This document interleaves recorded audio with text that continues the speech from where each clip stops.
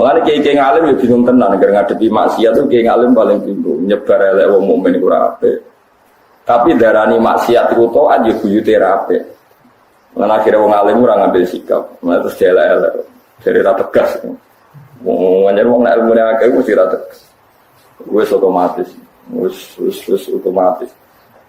Kau wong nek ilmune akeh ngerti wong sing jahat kaya apa kadang husnul khotimah, kadang wong apik kaya apa kadang suul khotimah. Wong ora ono sing ngerti.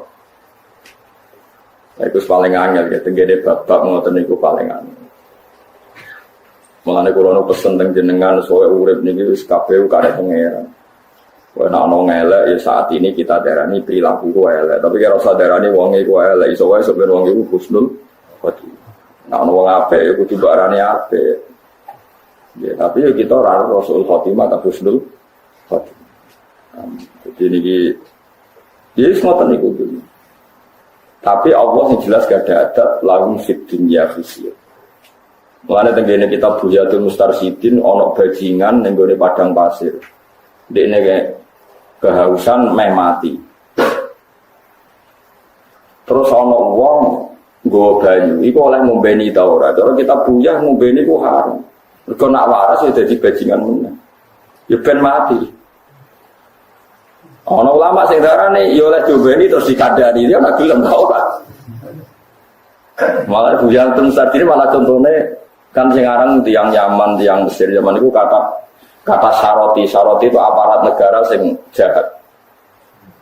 Ana saroti niku keturun. Ana ulama pe gugah subuh. Aja nak tangi malah mung liwong. Lan dari yen wonten tiyang preman turu masjid mbek pengurus takmir digugah kon salat subuh dari bapak, ojo digugah dok turu tak melek malah repoti kok. Nah ini peringatan kanggo jenengan sekali kula jenengan. Jadi kalau dalam fikih Islam terutama kados kitab Buyatul Mustarsyidin itu kan fikih Islam kan ngikuti kaidah darul mafasid muqaddamun ala jalbil masalih. Jadi kaidahnya seperti itu. Jadi buatan kados Islam ekstremis. Misalnya begini, ada orang mabuk-mabukan di jalan. Terus kemudian kamu lewat sama istri kamu atau sama anak kecil. Atau ya sendirian tapi itu dia anak cucu. Terus yang mabuk itu muslim. Ngono iku balen malih. Ada orang mabuk-mabukan di jalan, muslim Islam. Dia dosa mabuk. Ya saya ulang lagi, dia dosa apa? Mabuk. Terus kemudian ada kamu lewat. Wujudnya kita tahu mondok, kita tahu kerungu-kerungu, lama-lama terus pokoknya nahi mungkar wajib. Itu menurut Imam Nawawi dan hampir semua ulama berpendapat nahi mungkar itu wajib kecuali akan terjadi madarat yang lebih besar. Misalnya yang mabuk jenenge Karmen misalnya. Mabuk. Kita tahu ibu Karmen itu jenenge misalnya Zainab. Kadang-kadang kan bocah nom-nom mabuk ibunya solihah. Kadang bapaknya ya soleh. Paling enggak ya jadi soleh waktu tua mati. Enggak ini ruang tenang. Ya dosanya kan hanya mabuk Karmen. Gara-gara Mbok Elingno tersinggung dosanya malah membunuh kamu. Itu nak cara ulama-ulama, kamu wajib tidak nahi mungkar. Karena kalau kamu nahi mungkar, satu ada dosa lebih besar dari dosa mabuk, sekarang dosanya membunuh. Kamu juga orang yang disalahkan syariat. Dari kamu bisa jadi tulang punggung keluarga menjadi tidak gara-gara mati. Lalu disebut ulama nahi mungkar itu gugur kalau dengan nahi mungkar terjadi mandorot sing a'zoma minhu yang lebih besar ketimbang nahi mungkar. Sekarang bayangkan ibunya Karmen itu kita kenal seorang muslimah yang biasa ngaji. Rumah anak mabuk itu jek rongsok bareng rumah anak mateni. Fikih itu gak ada hitung-hitungan seperti itu. Tapi kamu jangan pernah mengatakan kalau nahi mungkar itu bisa gugur. Paham ya? Jangan pernah mengatakan kalau nahi mungkar itu bisa nopo gugur. Kalau balani malih ya. Jadi kita tahu orang mabuk itu kan sering over, ya orang mabuk itu sering nopo over, gak terkendali. Kita wajib, kita tetap darani nahi mungkar itu wajib. Tapi jika terjadi madarat yang lebih besar, maka nahi mungkar itu menjadi gugur. Itu hampir semua ulama berpendapat seperti itu.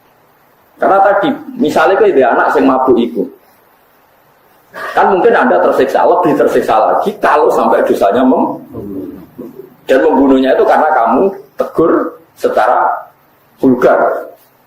Apa itu maksud? Tapi kalau saudaranya nahi mungkar gak wajib, tetap kita punya jadwal. Misalnya semua rasul itu diutus pada kaumnya. Kita punya jadwal, saya ikut jenenge Karmen, aku roh ibu jenenge Zainab misalnya di kampung-kampung Busril, engkau tak kandani lah nak wis sadar. Sesuk-sesuk lewat ibu tak kandani. Kamu harus punya rute untuk nahi mungkar. Tapi jangan saat itu karena resikonya tinggi. Resiko bukan hanya pada Anda. Pada Anda, rumahnya Anda dibunuh juga resiko bagi ibunya dia yang solehah. Dari anaknya hanya dosa mabuk, sekarang anaknya menjadi dosa. Kau ngilingi orang tua nih, lo bolak-balik nyolati tiang mati oplosan. Di pikiran gue sederhana, ibu itu solehah, keluar misalnya, gue keluar dari rumah saya, biasa neng kiai sering wiridan, anak keluar mati oplosan, jadi kerja nyolati, kita sekolah lagi. Ya biasa kalau lama biasa. Pikiran gue sederhana, mungkin masalahnya mati. Mana kau cara kiai alim ngerono wong fasik mati ini saya kan saya ini dia mati, nak sok murid yo madorot terus. Mana kiai alim serah kurang fasik. Tak konek saya ini saya dia saya yo gremeng tapi awas ngaram ini saya itu saya. Padahal yang hati lagi ini saya ini mati. Karena memang ajaran Islam seperti itu. Kita ini disuruh berdoa sama Rasulullah diwaridu. Ya Allah, ij'alil hayata ziyadatan li fi kulli khairin wal mauta min kulli syarrin. Yen aku mati secara pede. Ya Allah, jadikan hidup ini tambahan melakukan kebaikan dan jadikan mati saya waj'al al mauta li. Jadikan mati saya adalah rohatan li min kulli syarrin. Jadi misalnya kayak mati, yakin kayak mati. Anggap aja gara-gara mati wis ra bakal iso zina, ra bakal iso maling, ra bakal iso maksiat. Kita memang dosanya banyak, masa lalu kita banyak. Kenapa mati rasa nangis teman-teman? Kena dulu dosa murung tobat memang buruk. Tapi maknanya tobat itu apa? Berhenti dari maksiat kan? Dan itu paling efektif apa tobat? Gaya mulanya utak itu dinggung. Nah iya, kalau sering milih orang loro-loro mati, Gus, kalau pada mati ada gue dari tobat. Maksud maknanya tobat loh, ya berhenti maksiat. Wow, berhenti maksiat mati mesti rasa maksiat. Makanya banyak orang alim yang mati itu guyu santai, bukan karena sok suci tidak punya dosa, tidak. Dia tahu mati punya sisi positif, yaitu berakhirnya semua kejahatan. Kalau sering dengar nih kau alil hayata ziyadatan li fi kulli khairin wal mauta rohatan li min kulli syarrin. Dengan kita mati maka orang lain tidak akan kena bencana dari kita. Kita pun sudah tidak bisa maksiat. Meskipun kita tidak bisa taat. Tapi anggap saja maksiat yang masa lalu, masa depan menjadi hilang dengan kita. Nak gue mati dalam keadaan ridho seperti itu, insya Allah diri dari pengiran. Gue yang menghentikan. Tapi orang bunuh diri, gue mati biasa, mati. Makanya sering beda, ya. Orang toreko dengan orang alim itu beda. Kalau orang toreko itu kan sering orang diingatkan dosanya, terus benangis macam-macam. Nah, orang alim itu wali, orang alim itu semua orang kondelok sisi positif. Fakuru ala Allahi la'alakum tuflihun. Misalnya wong fase penggaweane narkoba terus mati oplosan. Wong alim kok nyolati terus takoki pangeran. Kenapa kok nyolati wong fase? Wis biasa mawon Gusti, kegiatane kiai ya. Nyolati benar. Itu ada kisah nyata, daerah saya itu ada orang mati bunuh diri. Itu sekitar 12 kilo dari kampung saya. Itu enggak ada orang yang berani nyolati. Gara-gara merasa itu masalah. Akhirnya sing nyolati wong nemu alim kabeh. Gara-gara wong alim sing duwe ilmu nih, malah bejo deh akhirnya sing nyolati wong nemu alim kabeh. Gak jadian ketemu. Karena begini, dulu itu ada cerita, ini rumah tenang. Sama ndak harus ikut saya, kalau berkali-kali. Saya fatwa itu ndak harus Anda ikuti, tapi sama tak dudono ilmu yang mungkin Anda belum tahu. Jabir bin Abdillah itu sahabat Kanjeng Nabi. Itu dia murid alim-alimnya muridnya Jabir jadi Muhammad bin Munkatsir. Saya itu apal sejarahnya. Misalnya Ibnu Umar punya murid paling alim namanya Nafi'. Nafi' punya murid paling alim namanya Syihab Az-Zuhri, Syihabuddin Az-Zuhri. Syihabuddin Az-Zuhri dia murid paling alim jadi Imam Malik. Imam Malik dia murid paling alim jadi Imam Syafi'i. Kalau Jabir bin Abdillah dia murid paling alim jadi Muhammad bin Munkatsir. Nah Sayyidah Aisyah dia murid jadi Masruq. Angger Abu Hurairah di murid jenenge Abi Sholeh. Sama delok tak hadis satu. Angger sedurunge Abu Hurairah rata-rata jenenge Abi Sholeh. Nah sedurunge Aisyah rata-rata Masruq, utawa Urwah. Nah sedurunge Jabir rata-rata Muhammad bin Munkadir.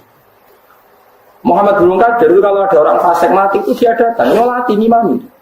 Padahal Muhammad bin Munkadir terkenal wali. Ketika ditanya, bagaimana mungkin Anda orang soleh, bahkan ketuane wong soleh nyolati wong fasik? Engkau jadi presiden buruk bahwa orang fasik pun sama dengan orang soleh, podo-podo disolati wong hebat gitu. Padahal aturan fikih kan tidak begitu. Aturan fikih itu kalau ada orang fasik meninggal, itu tetap disuruh nyolati. Tapi yang sholat jangan orang tokohnya, jangan orang topnya. Tapi Muhammad bin Munkadir tetap datang, dia nyolati. Di global ini malah dalam fikih kita, misalnya ada orang mati oplosan atau mati utangnya akhirnya nyaur dan dia mentalnya buruk. Itu dari hampir semua ulama mengatakan sebaiknya tokoh setempat tidak boleh nyolati. Atau orang soleh topnya setempat tidak boleh nyolati supaya jadi pelajaran zajrun. Tapi tetap harus ada yang nyolati karena itu hanya orang muslim kalau mati harus. Tapi kiai topnya tidak boleh. Itu niru hadis Rasulullah ketika ada orang mati punya utang, Nabi kon imami ra kersa, kon nyolati ra kersa, tapi Nabi pas kudur muni ngendikan wa sallu ala sahibikum, kowe cung nyolati tapi aku ra usah. Terus itu masyhur itu hadis ini.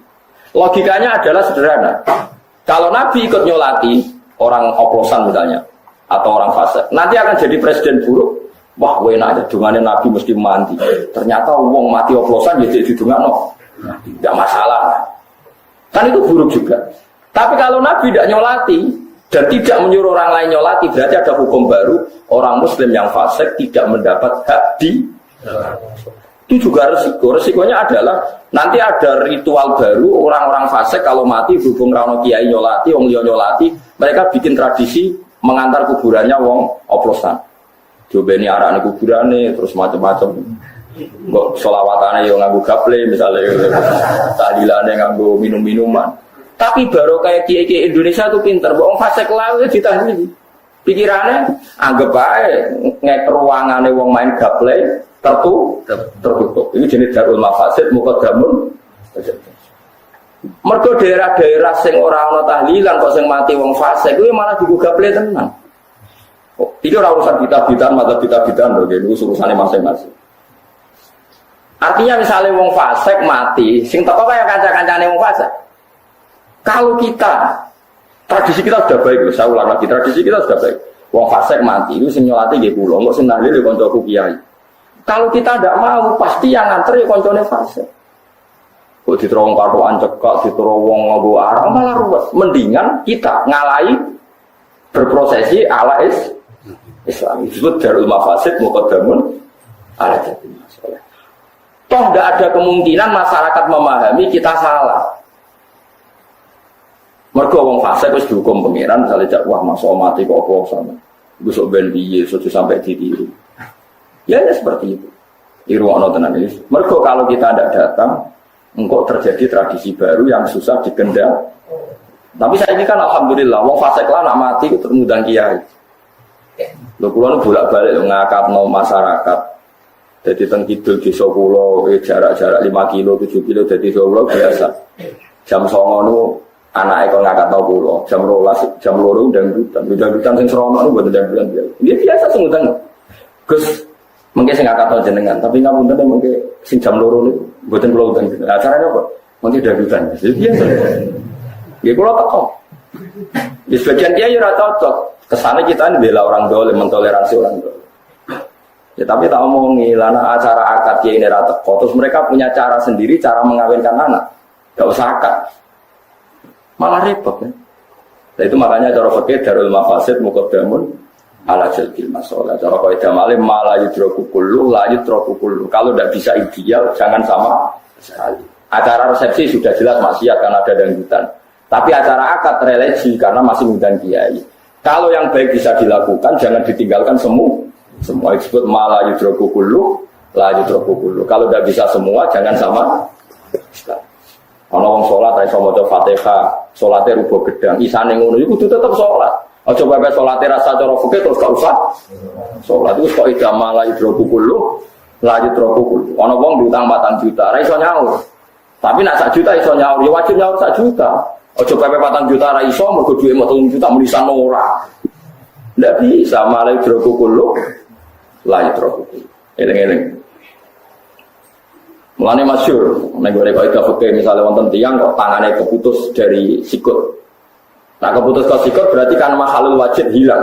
Karena wajibnya basuh tangan kan sampai sikut dengan sikut maksudnya. Jebule sikutnya terputus mau karek bau. Ya cara ulama itu kan basuh. Mergo iku wae celok tangan. Kalau enggak ada yang asal yang lainnya di basuh. Mulane cara ulama-ulama misalnya wong ihram wis gundul. Padahal tahallul ngukur rambut.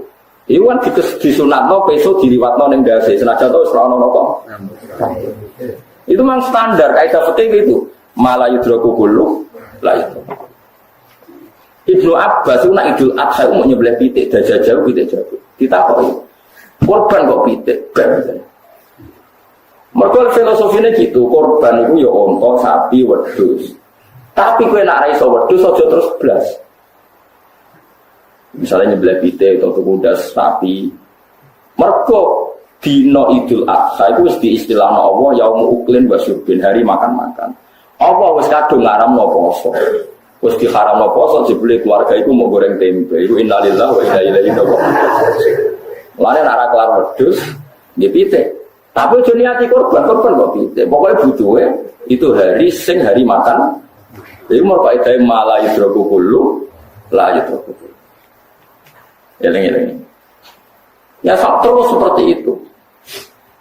Dalam itu tadi, kalau dia sudah maksiat minum mabuk, jangan sampai maksiat membunuh. Jadi kita menghindari nahi mungkar bukan karena kita takut, tapi kita ini orang alim sering tersangka. Pancen orang alim itu cemen wedinan. Kene ora wedinan, kene iki wong pinter, paham. Paham, kene ora wedinan, kene wong pinter, maksudnya ora ono masalah lebih besar. Ya kudu dihen. Tapi nahi mungkar tetap wajib. Kalau itu dalam kendali Anda wajib melakukan. Misalnya mungkin DPR perda anti minuman keras. Mungkin kiainya nasihati, pernah sepuhe nasihati. Tentu ada urutan-urutannya seperti itu. Mohon kalau balik tentang Muhammad bin Munkadir. Muhammad bin Munkadir nak diundang wong fasik mati tetap nyolati. Alasannya ketika ditanya, 500 sholli ala fulan, bakal kana fasikon, dia itu fasik sekali. Itu jawabannya ini kulo nangis tenan haru. Jawabannya kan, kulo nu apal takdirin. Inni astahi minallah. Ayya'lama minni anna qudratahu ta'jizu an ahadin min khalqi. Dia hanya jawab seperti itu. Aku nyolati wong fasik, mergo aku isin mbek pangeran. Isin kuatirku Allah ningali atiku seakan-akan maghfirahnya Allah itu tidak bisa menyentuh anak ini. Maghfirah Allah Ta'ala itu jembar, aku tetap nyifati jembar. Senajan aku gelo mbek wong iki. Iso wae maghfirah Allah jembar ya cukup nggo nyepuro cai. Piye jajal. Kula nyolati wong mati oplosan yo gelo tenan, dhewe wong fasik. Tapi anggere eling, tapi iso wae jadi di sepuro maghfirah Allah Ta'ala ora ngarep kalah mbek wong iki. Ya wis nyolati be gremeng-gremeng wis pokoke ngono. Kadang bisa ibu mergo salihah, kadang bapaknya yang saleh. Kita ini kan itu kan sama seperti Rasulullah. Abdullah bin Ubay itu munafik. Masyhur, tapi ketika Nabi diaturi anaknya santri, saleh, alim. Nabi diaturi nyolati, mergo ngregani jeneng anak. Ini hidup ini sudah kompleks. Kadang wong itu berdua, tapi anak wong saleh, kadang berdua mbake wong saleh. Daripada berdua mau minum kan mendingan daripada berdua nanti membu. Tapi kamu jangan mengatakan nahi mungkar tidak wajib, itu salah besar. Nahi mungkar ila yaumil qiyamah tetap. Tapi tentu ada seninya, ada tahapannya. Bukan langsung nahi mungkar, kowe dijual tosi, kowe ra iso kerja, anak bojo terlantar.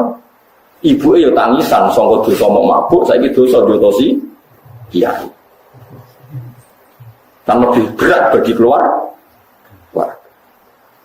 Tapi kedarani fatwa saya seperti ini rasa barani ilmu tunggal, Anda boleh punya rumus ilmu sendiri. Tapi aku yakin, gak meyakinkan mau mesti gak ada perhitungan. Alasannya pokok ya Allah. Tidak bisa seperti itu. Mulane macam-macam ya. Jadi kalau suwun sing ngaji kula misalnya ono tonggo fasik penggaweane resepsi ini undang jutaan, kok akad undang kiai, cara aku nak kiai ini ada udur harus datang. Setidaknya dalam akad itu berarti misalnya AKT Islami skore 10, maksiate di ono skore kan ono hitungannya di. Tapi nak kiai ini rata kok sak AKT kriminal kan kriminal 2. dua-duanya. Disebut mala yudroku kullu, la yudroku kullu. Kalau tidak bisa semua, jangan semua perintahnya Allah diting. Gue sidik-sidik lah dilakon. Nah cara kaidah sing gampang apalane ya al-maisur la yasqutu bil ma'sur. Napa al-maisur la yasqutu bil ma'sur. Kowe diutang 4 juta ra iso nyaur mergo dhuwitmu mau 1 juta. Ya wajib nyaur sak. Aja kok pepe utangku 4 juta. Dhuwitku mau 3 juta ora nyaur wong ora kuat. Wah ya repot. Ya sama seperti Nabi ngendikan wong nak rabi iku kudu golek cawe wedok sifate papat. Nasabe apik, agamane apik, ya ayu ya di dhuwit. Tapi wong sing memenuhi sifat papat mesti ra gelem mbek kowe tak jamin. Lah ya nak Nabi ngendikan seperti itu, tungkahul mar'atu li arba'in di maliha wa jamaliha wa hasabiha fatwa bidatit. Nabi itu tak titeni, nak ngendikan mesti diulang 2 kali. Mumpun kula niteni, kula hafal hadis kuwata. Nabi nak ngendikan itu 2 kali, diulang. Tapi jika itu semuanya tidak bisa, maka fatwa tidak didi. Kamu ngambil perempuan, yang penting ada unsur demi agama. Nah kemudian demi agama ini ulama khilaf. Karena demi agama itu ya agak jelas. Nabi mau ngendikan demi agama. Misalnya saya itu orang cawe itu, ayu. Rontok-rontok nakal, tapi orang anti nakal sing zina, rontok-rontok nakal. Nah kira-kira dirabi kiai jadi bunyai, nah dirabi badan narkoba jadi pengedar narkoba. Dirabi santri jadi santri. Kalau kamu niat menobatkan orang itu dan menjadi baik, ya apa-apa rabi itu, anggap aja demi agama. Ya itu jadi capek. Tapi ada ulama mengatakan tidak boleh khawatir nulari kue malah jadi elek. Ya itu terserah masih. Sek nguji iman kan, ya sama. Kancaran fasik kok. Ono ulama darani kancaran fasik itu baik. Piye Nabi dakwah itu jadi khasnya obat nawang fasik. Tentu dalam menobatkan butuh proses. Tapi ada ulama yang ikhtiar, jangan kancaran fasik mari katut. Itu kan sama-sama ikhtiar. Dia sama-sama nopo, sama-sama ikhtiar. Yang penting kita ini tahu secara kaidah Islam, pokoknya lengi-lengi kaidah terus Ibnu Abbas tuh. Agar bodoh niku dene nyebelah pitik jago. Ya saiki misalnya sampean ra iso pitik jago pokoke itu daging 1 kilo butuhe iku anak mangan daging sehingga ra nyalano panitia masjid ngoten paham nggih. Lah nggih misalnya untuk bagian daging ke masjid paling 1/2 kilo gara-gara kowe ra tuku daging 1 kilo keluarga nyalano panitia nopo masjid. Wis kere tomak kasut ngrasani nyelek-nyelek wong kan sempurna elek.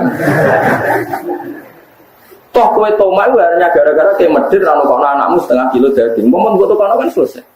Anakmu isih teman daging, bojo man daging wis gak kecangkeman to rantos. Ekspert malah yudroku kullu la yudroku. Begitu juga nih masalah imam. Kalau nak sholat sering makmum, sampai sekarang sering makmum. Rian bapak kula lagi sering makmum. Nabi itu ngendikan imam sholat itu. Dewe Nabi pernah Nabi ngendikan ya ummul qaum aqra'uhum li kitabillah fa in kanu fil qiraati sawa'an fa afqahuhum fa in kanu fil fiqhi sawa'an fa asammuhum fa in kanu fis sinni sawa'an fa aqdamuhum hijratan. Yang berat ngimami itu yang paling baik bacaan Qur'annya. Jika bacaan Qur'annya sama, maka diundi yang paling pinter fikihnya. Kalau pinter fikihnya sama yang paling sepuh. Kalau yang paling sepuh sama yang paling dulu hijrah. Itu juga dawuh Nabi. Tapi kalau nuruti dawuh ini, imam harus diseleksi. Kudu Fatihah yang bener, kadang mau ngapal Quran, rapati roh fikih, kadang ahli fikih, rapati iso maca Quran. Kan nggak ada yang sempurna. Itu ya dawuh Nabi. Tapi Nabi nanti ngendikan sallu khalfa man qala la ilaha illallah. Enggak usah kecangkeman, enggak usah ribet, wong imame tau ngafal la ilaha illallah, sallu khalfa man qala la ilaha illallah. Be makmum be wong sing lafadzno la ilaha. Sebagian riwayat malah sallu khalfatul libarin wa fajirin. Kuwi salat makmum wong imame fasik lah. Piye pas salat ora fasik. Wong pas salat. Mulane Ibnu Umar nate makmum hajat itu gendo-gendone wong. Ibnu Umar nate makmum. Takoki lha jenengan kok makmum fasik. Ya pas apik gitu. Pas salat berarti pas apa? Pas apik. Jadi eling-eling. Jadi Nabi nak ngendikan itu biasanya diulang 2 kali dalam satu konteks. Nah ini yang menjadikan para fuqaha melahirkan hukum ma la yudroku kullu la yudroku kullu. Al-maisur la yasqutu bil maksur. Eling-eling. Terus kula suwun niki penting sekali. Because ane kene wong karepe Islam ku ideal. Ya ora wong kafir, ora wong fasik dunya ku steril. Jika ana fasik terus uring-uringan. Dari zaman Nabi Sugeng api-api makhluk ya Kanjeng Nabi wae ana munafik. Ya ono wong kafir. Apa nabi pas dadi nabi terus wong kafir mati kabeh, munafik mati kabeh. Anane wong saleh tok ya ora ono. Dhisik wong kafir ya akeh wong munafik. Kowe trimo kiai kok arep-arep ora ono wong kafir. Kowe iku sapa? Paham ya? Biasa wae ono fase. Mungkin ya rodok fase kan biasa wae. Foto fase dia ada keberatan ono kok. Mana-mana. Apa zaman Nabi Sugeng itu terus kalau fase karena munafik itu kuat. Ini biasa wae, anggap aja tantangan. Anggap aja nopo. Jadi eling-eling kita. Kalau suwun misalnya terpaksa, ono fasek sing tukang gedeng kiai kok mati asal dene Islam nak sampean nganggur ya melo nyolati. Iku ya oleh. Nah misalnya terpaksa sampean milih ndak nyolati karena ada tokoh yang diikuti yang ngomong santrimu nyolati. Yang penting jangan sama sekali tidak disolat. Karena disolatkan itu haknya mayit. Tapi kalau semua kiai mensalatkan nanti dikira orang fasik sama orang soleh itu sama saja, sama-sama dapat perlakuan khusus. Itu ya repot. Mulane Rasulullah sirine tiang sing mati bunuh diri atau tiang sing gak ada utang Nabi buatan kersa nyolati. Tapi Nabi mutus para sahabat sok nyolati. Ya iku wong fikih nyimpulno ya dinggo zajron, dinggo peringatan ben wong iku wedi fasik. Mergo nak fasik Nabi ra kersa napa nyolati. Tapi sahabat yang nyolati gue iling-ilingan orang mukmin apapun fasiknya punya hak mendapatkan di sholat. Alasan ketiga cara kula nggih tadi alasan tradisi. Jika orang fasik mati, orang fasik mukmin, saya ulang lagi orang fasik mukmin. Jika orang fasik mukmin mati, semuanya kita tidak nyolati, pasti orang fasik akan bikin tradisi baru dalam memakamkan mayit. Dan itu bisa dipendem ngetan ngalor gitu. Kita lebih kesulitan lagi kalau itu terjadi. Sama akadnya nikah anaknya orang fasik. Gus anak kula nu kawekno, Gus. Yus macam-macam Gus kabare wis ngene-ngene. Wong matekno wong. Wis mos karo-karuan ke sana. Tapi saiki kepengin kawin waktu. Tetap kawekno.